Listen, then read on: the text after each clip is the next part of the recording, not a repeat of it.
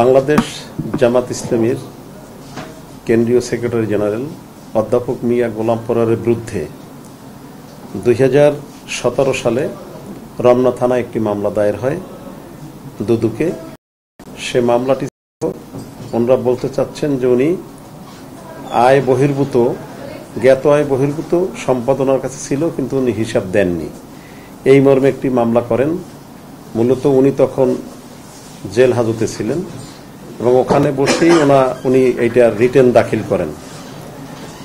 তো আমরা মূলত এই মামলাটা আসলে মামলার জন্য, উনি যেহেতু খুলনা 5 আসন ডুমুরিয়া এবং ফুলতলার নির্বাচিত সংসদ সদস্য জনগণের ভোটে, সে কারণেই স্বৈরাচারী সরকার ওনার বিরুদ্ধে পরিকল্পিতভাবে হয়রানি করার উদ্দেশ্যে এই মামলাটা করেন।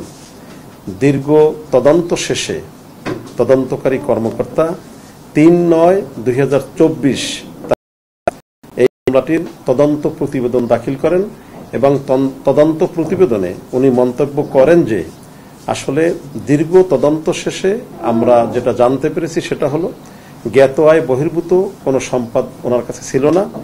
উনি যেটা হিসাব দিয়েছেন তার বাহিরেও 1,43,278 টাকা এইটা বেশি ছিল। তার মানে উনি জ্ঞাত আয় বহির্ভূত, অর্থাৎ ওনার কাছে আয় ছিল কিন্তু উনি হিসাব দেননি, এরকম কোনো ঘটনা ঘটে।